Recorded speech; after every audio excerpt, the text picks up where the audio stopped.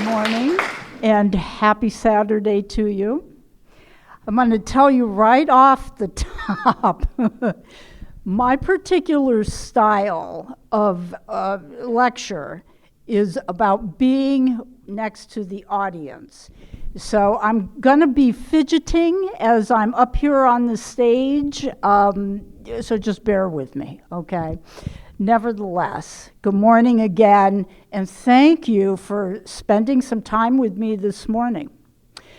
I wanted to talk about a few things today. And I want to also start off by saying how grateful I am, Mary, for the opportunity to be here with you. I find it to be a blessing, and I do consider all of the work, the spiritual work that I do, to be quite sacred and quite special, and so I'm blessed. Thank you. So, how did I get here? Well, I'm going to share with you a little bit of my story. But besides being a professional medium and intuitive, I also just want to make mention that my entire life, really, has been one of healing and helping. Over the last 30 some odd years, I've also had a career in assisting families that were trying to find substance abuse help and treatment for their loved ones. So it's been amazing how it's all kind of dovetailed. But in regards to like the healing work, how did that happen? Yes, indeed. When I was 6 years old, and I want to just tell you a little bit more. I grew up in Los Angeles. My father was a doctor. And the reason I tell you that is that as a medical person, they see the world sometimes a little bit differently than those of us that work in the spiritual world. So yes, it is quite true that at 6 years old, in the middle of the night, I saw what I understood a little bit later to be a shadow person. And I was intrigued, and I was scared, and I didn't know what in the world to think, but it stood there, and it hovered, and then it disappeared. And I woke up, and I told, well, I was awake, but I went and I told my mom and my dad, this is what happened, this is what I saw, I don't even know what to think about this. And my father, being the medical man that he was, said, nope, didn't happen. That was just a dream. There is no such thing as ghosts. There is no such thing as entities and spirits like that. And I said, okay, all right, thank you. And for several years after that, I took that whole experience and just stuffed it down inside. Didn't talk about it any further. But as I got older, and now mind you, this is the 60s, so for me it was just absolutely perfect timing, right? Started looking into a wide variety of different things because that's what we did back then. Some of us smoked a little pot and did other things as well. But nevertheless, the timing was perfect, and doors started opening, and I was able to, like I said, investigate different things. I investigated Ouija boards. I investigated astrology. And certainly meditation, because that was the thing, right? Even the Beatles sang about various things as well. So meditation became very easy for me, as well as all of the other things that we were doing and looking at way back when.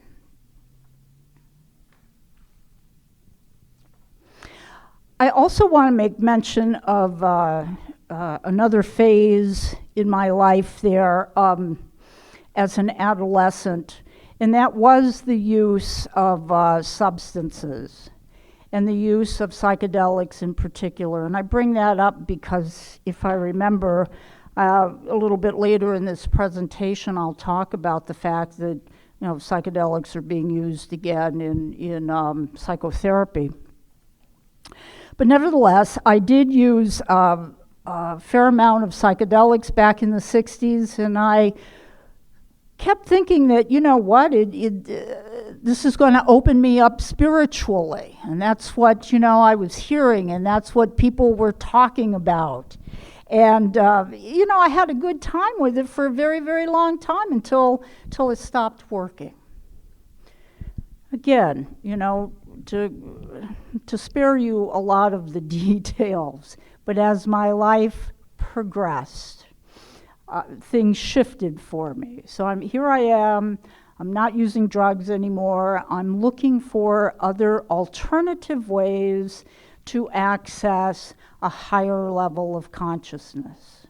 And so indeed, I started again that daily practice of meditation, learning how to breathe correctly, diet to some degree off and on improved. At approximately, late 20s, I started meeting new people, new friends. And this is a fact, I do believe, that the more open you become to the things that you are passionate about, the greater probability you're going to attract new people, new circumstances, new things, new opportunities. And so early 20s, mid 20s, something like that, I started meeting new people. And we would get together and we would indeed talk about meditation, and we would talk about astrology and talk about tarot cards. And I had an introduction to tarot cards back then as well. When I was in my when I was about 30, I think, give or take a few years, I had also met a woman, her name was Linda Day, and I bring her up because Linda was really quite advanced and went on and wrote various books and what have you, and was instrumental in developing an organization. It was called the Temple Beautiful. Linda was a channel, and she channeled Saint Germain, as I recall. And I learned about channeling then. And so it's been just this remarkable, even at this point in time in my life, it was remarkable the people that were coming in, various teachers, various, opportunities to learn. Linda actually introduced me to a medicine man, and his name is Jade. And Jade and I became quite good friends. Part of my heritage is Native American, so it was a good fit. And with Jade, I learned lots of different things and ceremonies, and I participated so that I could do a lot of my own healing. I credit that training and that experience to a lot of the foundations that were set for me. I am not a shaman. However, I do like to think that I bring some of that perspective into the work that I do. I have a great reverence for Mother Earth, Father Sky, all of the animals and the spirit animals that I work with as well.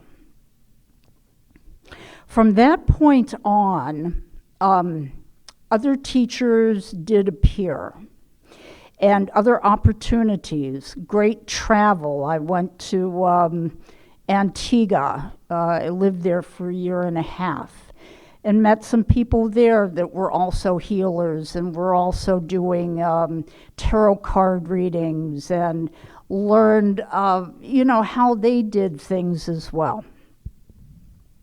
So off and on, and the funny thing about, and many of you sitting in this room, I already can tell, you have had experiences that either have made you believe and know, in fact, that, we are human beings having spiritual experiences and surrounded by spirit, and some of you are just plain curious. Because of that opening, like I said earlier, we are introduced to more people, more opportunities to grow. And that was certainly my case, like I was starting to talk about Antigua, being in the Caribbean. When I was in the Caribbean, the first night that I was in the Caribbean, I went to bed, and honestly, no more than 30 seconds, the lights start flickering. Okay. Now, I don't know if you know what that means, but I can tell you that usually when that happens, there's spirit in the room, and they're trying to get your attention. 30 seconds. I thought, okay, here we go. This is going to be interesting. Anyway, the reason I bring that up in particular is that spirit moves us in various ways. Sometimes most subtly, as in dreams, sometimes in various ways where we really have had divine intervention. Think back on your own life. How often have you had near misses with automobile accidents or near misses with a wide variety of things? That's typically divine intervention. Those are your angels, that's the universe, that's God, if you like to use the word God, taking care of you. So I know for a fact that that's been very evident throughout my life, and I would imagine for many people in here as well. So here I am now, a little bit older, and spirit, as I was getting ready to tell you, moves us in a variety of different ways. Sometimes subtly to get our attention, and sometimes in in really remarkable ways that is, I don't want to say forceful, but they will certainly do things to get your attention. It's kind of like, I will oftentimes say things like, Spirit will say, hey, Adrienne. Hey, Adrienne. Adrienne, pay attention. Adrienne, come on. How did I become a medium? So again, goes back to being 6 years old. Had very, very vivid visual at that time. At other times, other visuals as well throughout my adolescence, although I did not talk about it. I had to keep that private, so I thought. And then quite a few years ago now, what happened was I had a series of dreams, 3 nights in a row. And each night, I could see light at a real like darkness and light, but the light was dim. Second night, light was brighter, and it seemed as if I could like look through the darkness, and the light was coming forward, but I wasn't really sure what is that. That I just found it to be so fascinating and so curious, like I find a lot of this work to be curious, fascinating. On the third night, what I found was that what I was really looking at was the veil that separates us on a conscious level between our reality and the reality of the spirit world. And on that third night, that veil lifted. And what I saw was the spirit world. I saw lots and lots and lots of people that were deceased, that were walking. They were moving towards a light, a greater light. I didn't quite understand all of it, but I knew at that point in time that I could no longer ignore it. I set about trying to find somebody that could help me understand exactly not only what this was, but what was I going to do with it. Now, my friend Jade, he is not a medium. He's not a medium. And therefore, he did not feel particularly comfortable in providing ongoing education for me in regards to that. And that was okay. A little disappointing, but you know what? I have great respect for him and his path. So anyway, as time went by, I tried this person, and I tried that person, and I got a little bit of information over here and a little bit of information over here. And then one day, I went to a fair, a holistic psychic fair, because, we do have them. We have them all over the place. And I happened to walk into the big room, and I met Debbie Hamilton. Now, Debbie lives here. And so Debbie is a phenomenal medium and very close friend, and I appreciate you being here today. I studied with Debbie on a regular basis for several years, and I still learn from her. She's been a friend and mentor. And I learned a lot of different things. But I think I had two bigger issues for me. One was my self-confidence, and could I really, truly bring forward a message that would resonate with you? Well, it was one thing. And then the other thing was learning how to turn off my analytical mind.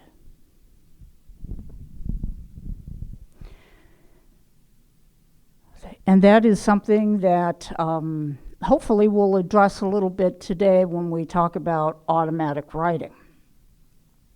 But nevertheless, so it seemed like it took me just forever to finally be able to do that, so that I could sit, utilize the tools and the skills that I have to be able to be clear enough to deliver a message that would be helpful for you. So that's kind of how I got here, kind of how it went. I also, I will say this, struggled. I don't nearly as much today, but having worked in the addiction treatment business, which is based on medical models, based with MDs, based with psychologists, and these are my friends, and I would think to myself, how in the world am I going to come out as a medium and not be rejected by them? And I worried about that, and I worried about that for a long, long time. I don't worry about that so much anymore. Most of my close friends know exactly what I do. Many of my friends and colleagues I give readings to, and what I have found is that most people are more open than I originally thought. So see, there was actually 3 things that I struggled with. Anyway, that's enough about me. That's a lot. So what I thought we'd do is a couple of different things. I want to do a meditation with you. And we're going to do a meditation for just a little while, just to help you relax, help you kind of shift your own energy. And then we're going to do a little exercise with automatic writing. And so if you would, get comfortable. And if you can, also put both feet on the ground.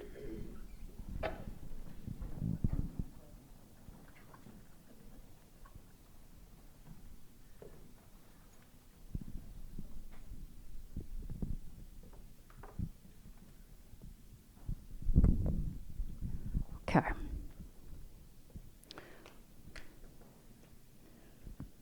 I don't know why I take my glasses off. I can't see, but I just do.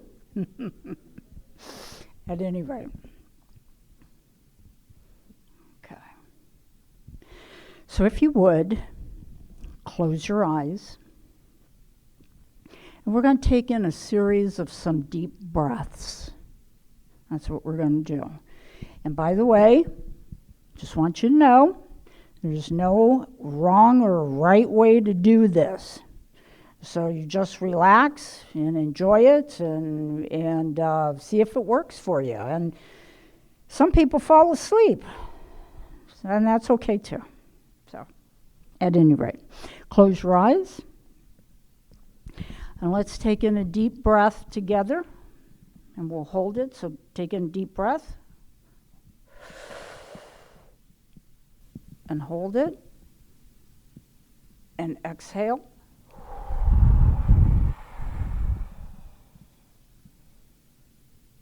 Two more. Inhale deeply. Hold it. Exhale slowly.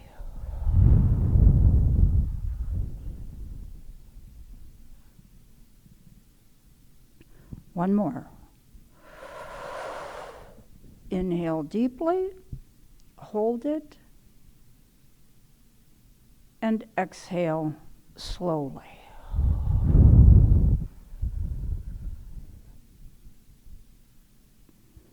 Okay, very good.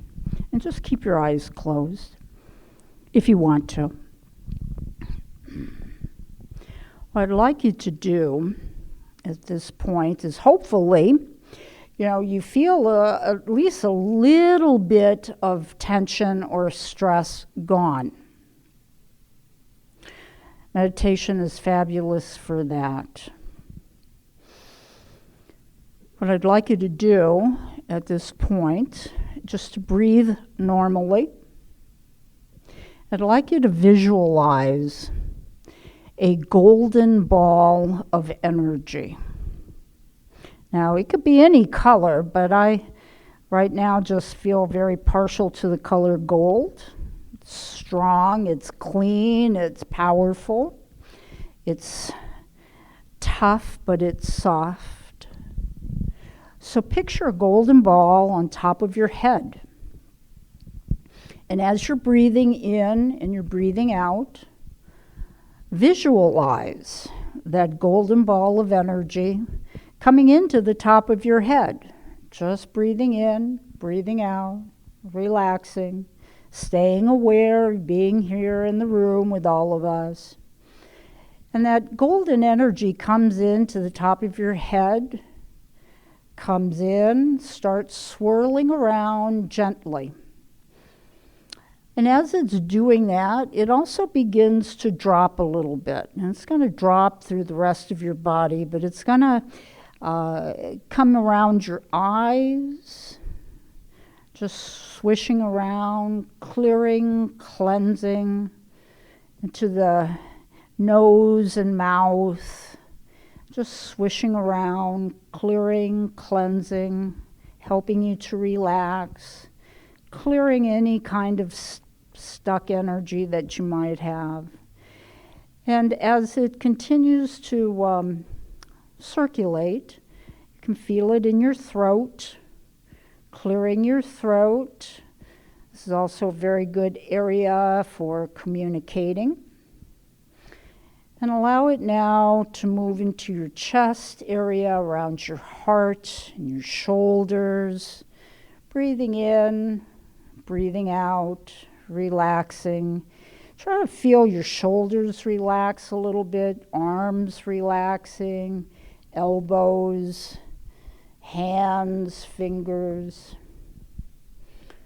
Just allow that to circulate for a moment. Allow now, if you will, to feel that energy again, moving through your chest, in your lungs, and into your stomach area, and around your belly button, circulating, moving at a nice pace, cleaning anything, cleansing anything, removing any energy or any feelings of tension. Allow it to move that on out. And now what we're going to do is move that energy, allow ourselves to see that energy move down 2 or 3 inches below your belly button and into the lower stomach area, and cleansing, releasing energy. And now into the base area of your spine. And as that golden energy moves around there, I'd like you to also allow it to move down through your legs, into your knees, swirling gently, softly, cleansing, allowing any tightness in your body just to relax, into your ankles, into your feet, and into your toes. And then allow yourself to see that energy that has just moved through you, that golden energy, and send it, allow it to go right into the middle of the earth.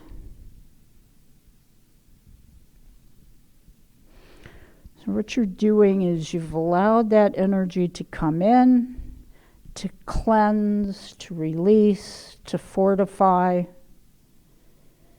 And now we send it with our blessings to Mother Earth, who receives it. And at that point in time, what I'd like you to also do is one other little step. I always recommend this, but it's about being comfortable. If you can, if you will, visualize at the end of your spine that you have a silver cord. And that cord is your grounding cord. And that grounding cord, as we are continuing to breathe in and out and relaxed, that grounding cord is actually with you all of the time. And we can move it to a wide variety of different places, actually. But I always like to send it to Mother Earth, deep down inside Mother Earth, and that keeps us connected. Keeps us present. So just allow yourself to feel connected to Mother Earth, relaxed. The next thing I'd like you to do is make sure that you can bring your awareness back into this room, back into your body, and back into paying attention to your breath.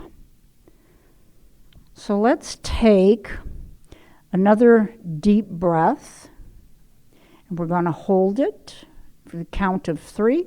So take a deep breath, hold it, 1, 2, 3, exhale. And then when you're ready, you can open your eyes.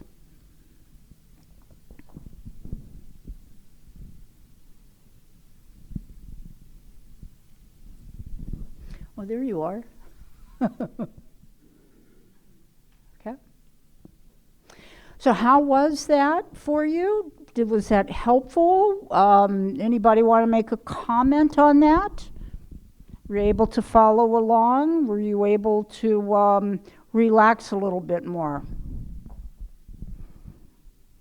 Okay.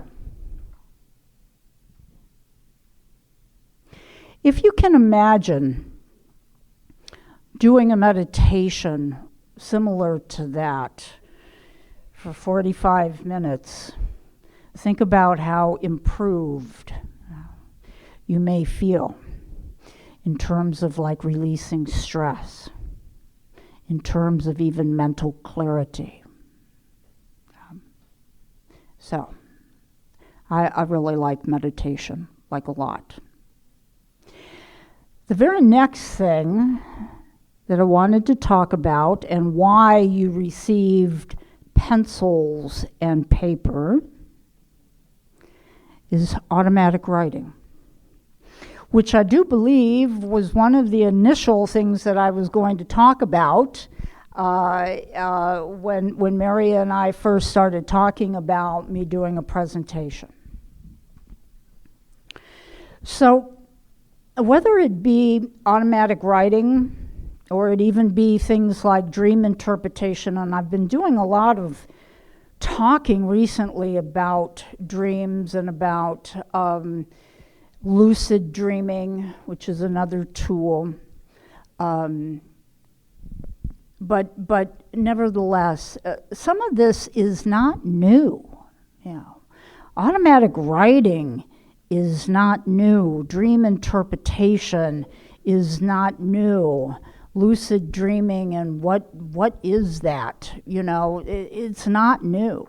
You know, Freud and Carl Jung and many other scholars and people early on were looking at ways to be able to access higher levels of consciousness and really to try to be able to understand the psyche of the human being.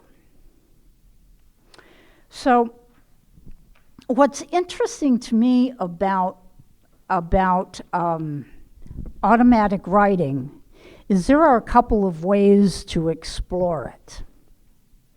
So we can explore it from more of a psychological realm or more from a spiritual realm. Like I said, the practice and the tools related to accessing higher levels of understanding, of wisdom, higher levels of yourself. There's so many different ways to categorize it. It's not new. It's been done for quite some time. And most recently, and I say recently, like I go back to the 80s. Do some of you remember John Bradshaw? Mm-hmm. Okay. So John Bradshaw was really a remarkable therapist and one of the leaders in the inner child work. And it really set the tone for a lot of people, myself included. And in psychotherapy groups, and I know because I led some of those, we used automatic writing. We used automatic writing to access our inner child. And I know there's a couple people shaking their heads like, yeah, they remember that stuff. Well, the good news is we're not going to do that today. We're not going to tap into inner child. But I bring it up because I want you to know, it's been around for a long time. And with a lot of success, really. So, I've heard people say things like, well, is that really real? Well, the truth of it is it doesn't really matter. It's just what you believe and how it works for you. That's what I think, anyhow. So, The idea when it came to addressing your inner child, therapist, and I am not a therapist, but therapists would have you sometimes use an empty chair and would have you, as the adult, write a letter to little Adrienne. And the idea was that little Adrienne would write back. And little Adrienne would have to write back using her non-dominant hand. Now, why? You can't read it half of the time, but the fact of it is that it didn't matter. And even if we're talking about using this in a spiritual sense, it still doesn't matter. What matters is how you felt about it.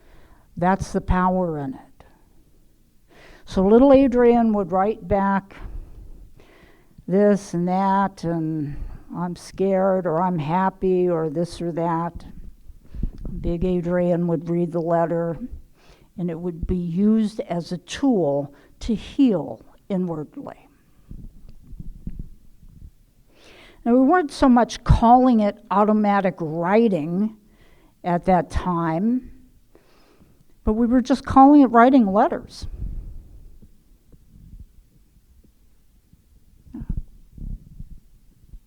It's powerful, nevertheless. So you are going to have an opportunity to try your luck at doing some automatic writing today. And I had you do a meditation to see if you could kind of shift into more of that intuitive place that we all have. Because the idea of using your non-dominant hand is about not using your analytical mind. It's about being able to tap into your intuitive, your spiritual self. Now, sometimes people want to use this to try to talk to God. Sometimes they want to use it to try to talk and communicate to a loved one that is deceased. And the letters sometimes are addressed to, the angels or a variety of different spirits. So what I want you to do, to the best of your ability, like I said, you can't screw this up, okay? So it's just a tool. And I want you to have fun with it, because I do believe that many of you in here already have a tool bag. You're already advanced enough to know that there are certain things that you can do. So what I'd like you to attempt to do, and you're not going to share it unless you want to, unless we get to that point where we're doing some questions and answers and you feel like sharing it. You're more than welcome to. But what I'd like you to attempt to do, to the best of your ability, let's close our eyes again. Just one more time, just for a moment. We're not going to go deep or anything like that, but just for a moment, let's just close our eyes again. And as you're just breathing in normally, regularly, and relaxing, I'd like you to think about who would you want to communicate with if you could. Would you want to communicate with your higher self? Do you want God to answer your question?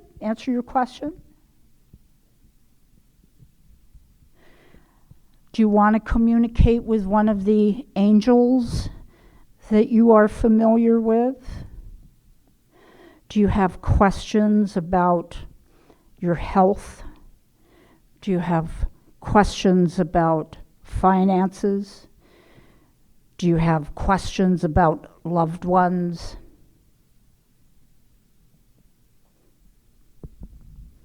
What would you want to ask if you could? So take another deep breath and hold it, and then exhale. Now let's take a few minutes anyhow. And what I want you to do is take your pencils. Aren't these the best little pencils? Wonderful. Anyhow, go ahead and take your pencils and your paper. So you're going to start off by addressing the letter to Archangel Michael. Whoever you want. I just like Archangel Michael for right now. I always like him. But I like Archangel Michael because he is typically the angel that's usually associated with protection. He's the angel that is oftentimes looked at as maybe the chief angel. There's other angels underneath him. But let's just say we address this letter, Dear Archangel Michael, can you please tell me, will my husband heal from his illness? Will he get better from his illness? Will we be happy again as a family? There's so many different ways you can express yourself. I have found that when doing this exercise, if you can keep your questions simple, it helps.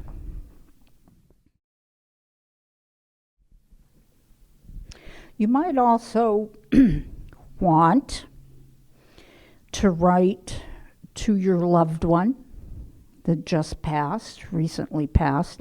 Now that doesn't mean like over the last couple of months. That can be the last few years. Dear Harry, I miss you so much. Can you tell me if you're okay? And see if you can, you're answering, of course, using your non-dominant hand, right?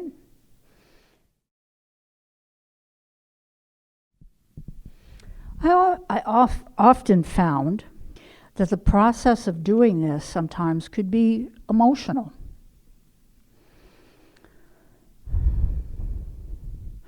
Brings us a little bit closer to our feelings, a little bit closer to the reality of things.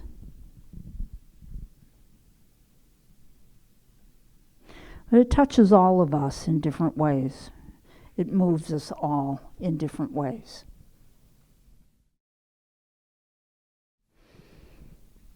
Okay, we'll stop there. Would anybody like to comment on what that was like for them? Were you able to connect? Did you think that, okay, well, we got somebody in the back? Thank you. I haven't done this in a long time. That's all right. I wondered in one way, do you relate this all to the morning pages that we used to do years ago?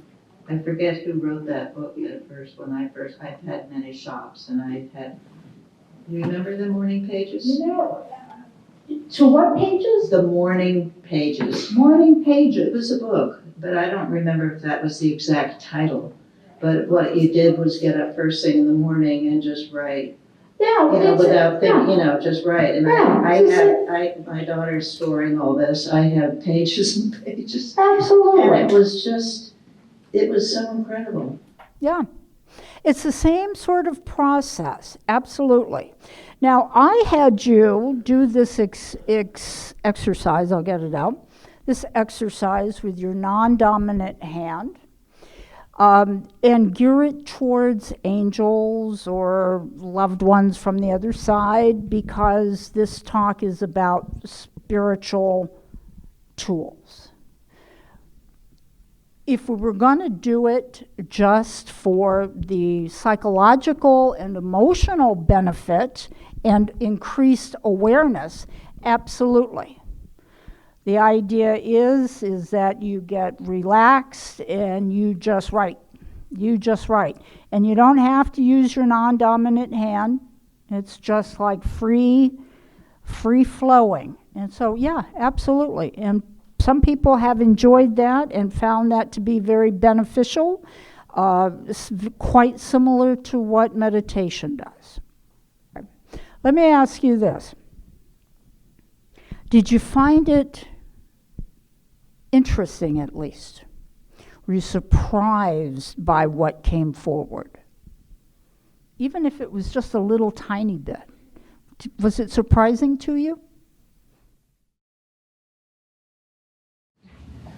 Well, I basically went to my higher self. I call it the golden angel. And I just wanted to know if I was consciously changing the vibration to a higher frequency kind of a thing. And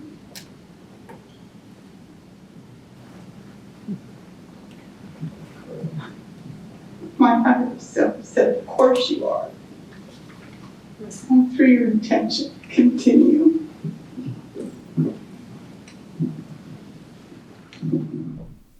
That's beautiful. Thank you. Thank you for sharing that. Mm-hmm. Yeah. It feels sometimes like you just make this stuff up when you write it out, but it feels so deep and different than something you would just make up. Yeah. I just absolutely love that. Yeah. I was confused at why you were dictating something, because that didn't apply to me. I had a question for my higher power, and so I was distracted. Okay. At the very end, I wrote to my higher power. I wrote, why do I feel held back? And the response was, child, you are loved. I didn't get to write anymore because it ended. No, the session ended. Thank you. Thank you for that. And yes, absolutely, higher power. Absolutely. Hi. I'm just kind of responding. Basically, where you said that you're not quite sure if it's, you or up, and so forth. When I tend to do automatic writing, I connect with my guides and everything, and the answers usually come through more as to what's going on in the world and things like that. But there's been times I've had to do a blog or something like that, and my body, my brain doesn't know what I'm going to write, and I just kind of give it up, and then it flows, and it's like I step away from my computer, and my fingers just take over, and it is a very different. You kind of think, did I write this? Is it my brain doing this? But I can always tell because it's written so perfectly and so beautifully, where I would not be able to capture that in one quick sitting. I would have to rewrite and rewrite and rewrite to get to that final end. Yet it's eloquent by the time it's done, and I know I did not write this. So you do know that feeling. It's a feeling that you receive when you're connected to the other side. So just wanted to kind of piggyback on her. Yeah. That's good stuff, definitely. I also think about that connection and where you get moved emotionally. It's kind of like your soul, your spirit recognizes the truth, and for that moment, it's like it's very difficult to articulate it, just exactly how powerful it is, the experience is. And you get moved. That's all. You just get moved. It's like getting touched. It's like the light comes on, just a deeper level of understanding and acknowledgement. And I think that sometimes when that happens and we find ourselves resonating with spiritual truth, it does all kinds of, it gives you chill bumps, makes you emotional, It's good stuff. I like that. I like that. How about over here? I think I'm too much into my head because as you were giving examples of who to write to, I said, oh yeah, that. Oh yes, that one. Oh yes, that one. And I couldn't quite decipher which one I was really feeling that I wanted to. So I just went with Archangel Michael. Mm-hmm. And it was really hard to formulate my question. It was about my son that I worry about all the time. And finally, I asked if his mental, emotional, and physical health would be strong and healthy. And then when I went to write, I was really, with my left hand, I was really concerned about being able to read what I was writing. And so the answer was, can't say. And I felt like this, I'm a newbie, definitely a newbie. I didn't feel the connection. I didn't feel any of that, but it was very interesting, and I'd like to kind of explore it more. Good. I'm so glad to hear that. Thank you for sharing that. Appreciate that. Yeah. Another hand here. Yeah, I found it really moving because there was some kind of a resolution with some higher feeling of peace, and something just sort of lifted. Yeah. And it's very emotional. Yeah. Thank you so much. Thank you so much for sharing that. Yeah. It's touching and it's powerful. And I thank you. Thank you for sharing that. Yeah. Thank you. So I'm writing because I'm interested in communicating with deceased loved ones. So I'll just read what I wrote. Dear Dad, Mom, Uncle Marty, Grandma, can you tell me where are you? Are you comfortable? Are you doing things of interest? Playing tennis, Uncle Marty? Are you okay? Are you happy? Do you see me? Do you want to communicate? Can you reach out to me? Can you send me a sign? I think about you all the time, often. I think about our good lives together. Do you see my sons, Benjamin and Matthew? What do you think of them? Tell me, let me know. Is there a hereafter? Is there an afterlife? So I just felt very open and everything was flowing, and just I could ask like a million questions here. Just really opened me up and very emotional. Yeah. Very relieving. Yeah, I'm so glad. I'm so glad. Thank you for sharing that. Yeah, you did great. Well, you all have. You all have. Yeah. It's, this is why I consider all of this work to be so sacred and so special. And it's not, this is not, it's nothing that I take lightly. To be able to connect with you, to be able to connect with an audience, and to listen to people share, and to share at such a deep level. Thank you. Thank you so much. Yeah. Yeah. It's wonderful. Anybody else? In fact, so what I'd like to do, when we're talking about talking about automatic writing and your exercises that you did. I'm going to ask you, we're going to do one last little thing with it, and then I will just open it up and we'll just have just general questions and answers about anything and everything, and at least that I can answer. So if you would please, one more time, you can just close your eyes and get comfortable in your chair. And just relax.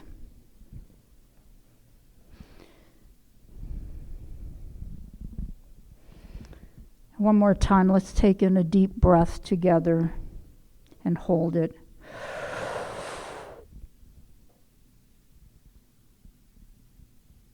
And exhale.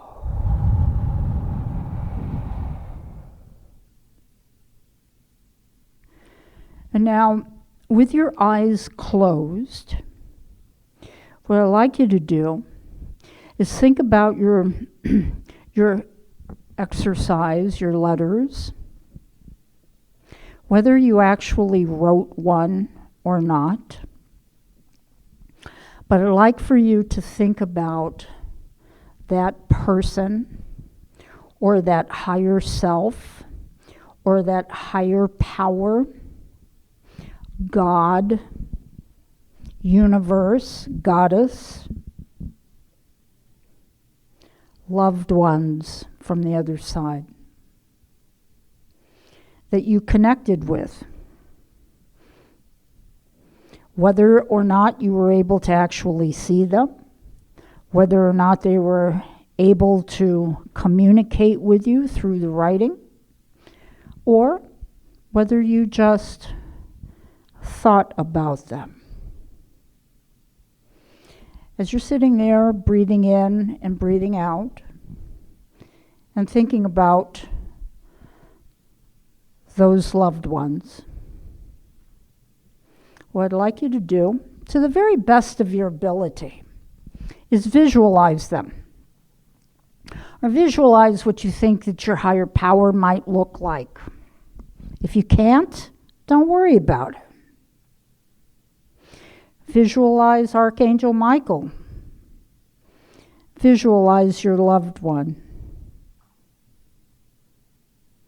And as you're visualizing them, what I want you to do, with your eyes closed, is I want you to thank them. Thank them for being a part of your life. Thank you for guiding them, for the guidance that they give you. Thank you for the love that you share.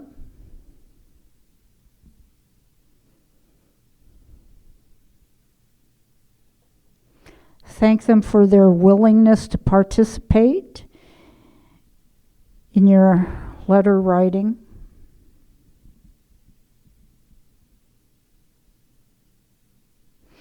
And tell them, again, thank you. Thank you for being a part of you. Thank you for coming. And that for right now, they can go, and then you'll talk to them, see them later. But just make sure you express that gratitude and say thank you. And then when you're ready, you can open your eyes and bring your awareness right back in here.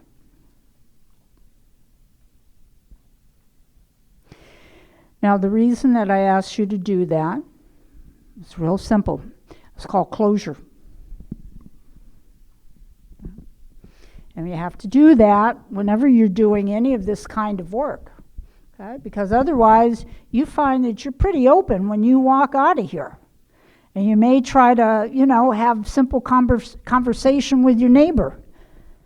A neighbor might say something like, did you go to that lady that gave that crazy lecture this morning? And You try to respond and you kind of lost for words.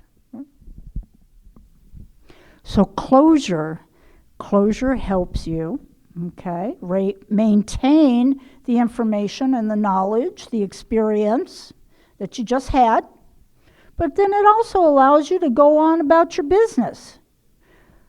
I say that because I do believe we are spiritual beings having a human experience. And for as much as I love to talk about the stars and different realms and all of that, we live here. We live here on planet Earth. So we have to be able to function here amongst all of our other earthlings. Okay. I hope that the experiences of the meditation and the letter writing was useful to you. So we got about another 15 minutes or so. And I'm wondering if I can answer any questions for you. I'm pretty new in this area, but I do remember that I see shadow person when I was a teenager or when I was an adult. One time I was in the hospital. I thought I almost died. But I do experience that, but I guess I'm really into my head now, into the earthly life. I have a very fundamental question that I've been struggling with. So what is the spirit? Is that the energy after people pass away? Okay. So the question was about shadow people, and what are they? What is the true definition, a real definition of spirit? Is spirit an energy after death? Yeah. Well, thank you for the question. So the question was really, what is spirit, right? Okay. Well, so the thing about it is that you may talk to a bunch of different people, and you might find that there's a bunch of different answers about what is spirit. But I think that to answer that question, you have to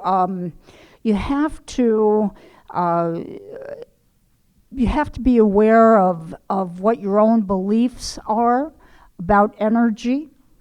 I happen to believe that all things are energy. I happen to believe that this beautiful physical beings that we are, okay, some people call it an earth suit, okay, holds our energy, our personal energy, holds our soul. And so, yes, when a person is deceased, the energy will either move forward, okay, call it going to heaven if you like, whatever that works for you, or just moves to the very next realm of awareness, or sometimes that energy gets stuck. So they haven't been able to move forward. They're kind of stuck. They're stuck between two lives, so to speak. Stuck between death and life afterwards. That's where sometimes a medium can help. So that's my understanding. That's what I work with when I see shadow people, are people that their energy is just stuck, either because they don't know, they haven't learned yet how they can move forward to the next level, or for whatever reason they're still finding it beneficial to remain here. Sometimes they just haven't been able to let go. I work very hard at paying attention to my intuition, and I'd like to know how I can strengthen that even more. Okay. All right. Very good. Well, there's so much to say about that, indeed. I'm a big one on getting formal training. I'm just a big one. Every one of us in here has intuition. We all do. Some of us, it's wide open. Some of us, we just try to control it, right?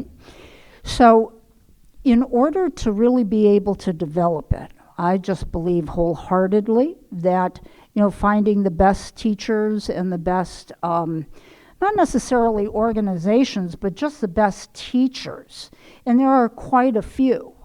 And at the very end, I will, chat with you, talk a little bit further about that. But there are classes. There are wonderful classes. We're blessed out here in Orange County. We have the Holistic Fair that happens right here. In fact, just right down the street. The last Saturday of the month, and there's a wide variety of teachers and classes and all kinds of things that are going on. It's the Orange County, it's a Heart Space, it's called. So that's just an example. But yeah, you've got it, and there are certainly ways that you can expand upon it, and at least initially, is one of the easier things, I think, is to look for synchronicities, okay? Because that's really your intuition trying to get your attention. Okay? So I could talk about that for such such a long time. But thank you for the question. What is your experience with the difference between people who pass naturally and people who take their lives? That's a deep question, and I'm trying to think how I can best answer that in an easy and shortened version. But nevertheless, depending upon who you talk to, some people will talk to you and try to answer that in regards to things like karma. Karma as it applies to reincarnation. Some people may want to talk about there's and I can't for some reason I can never pronounce it right. There are records, according to some people, that believe that we have orchestrated every single day of our life, including our parents, including the day that we die and how we die, before we even get here. So there's a lot, like I said, to that particular question. What I have found in both situations, with people that have taken their own lives and they're on the other side, oftentimes a lot of remorse, great sorrow that they hurt the people that they left behind, sometimes an expression of resolution, that it was, I felt like I had to go. It was my time to go. I did what I needed to do. And sometimes they ask for further communication that you might understand or forgive them. Sometimes when and that is when they have successfully crossed over. Similarly, for the person that has passed naturally, if for one reason or another, both of them or either one of them are stuck, they haven't crossed. That energy, in my experience, shows up differently. You might even experience them trying to communicate to you. And when you think about your loved one, the energy doesn't feel quite so sweet and loving, and they may come to you in a dream repeatedly, uncomfortable. So sometimes when that happens again, it's that they're stuck and they're trying to get over and trying to communicate or trying to get additional help. And so, the fact of it is that you can have experiences, people can have experiences no matter how they pass. I hope I answered that. Yeah. I do have some business cards if you're interested. We made mention of the Holistic Fair. So I'm there usually every last Saturday of the month from 11 in the morning until 5 p.m. I do readings there. And not only do I do mediumship readings, I also read tarot cards. So there's that. Additionally, I'm on a blog talk radio show every Friday from 6 until 7 and sometimes until 7:30, depending upon if we have a speaker or not. And I'm on there with a medicine man and another medium. And we cover a wide variety of topics. We do readings on the show as well, and that's called, the name of the show is Psychic Funhouse, and it's blogtalkradio.com. In addition to that, I also do individual readings. I do them via telephone, Zoom, and in person. At any rate, so I see that it's 11 o'clock, and you've all been just so wonderful, such a wonderful group of people, and your energy has been just so sweet and welcoming, and I thank you. I'd look forward to seeing any of you and all of you again, either here or come to the fair. So I think that's it. Can we give her a great hand? Thank you so much, Adrienne.